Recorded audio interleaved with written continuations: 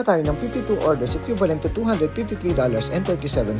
Pagdating ng Saturday ay maaga naman kami umuwi para i-celebrate ang birthday ng bunso ko, kaya kumuha lang ako ng mga 33 orders equivalent to $151.70. Tanging Saturday lang ang hindi natin nakuha ang highest incentive ni Grab. At sa tatlong araw na relax natin pamumulot ng barya ay kumita tayo ng 32,800 pesos lang naman. Dahil ngayong November ay nagkaroon tayo ng 16 days na rest day, so alam nyo na 16 days din tayo nag-Grab. Kaya naman, punta na tayo sa ating Grab wallet para withdrawin ang pinita natin ngayong month of November. Open nyo lang yung ating Grab application and then click mo lang yung cash wallet.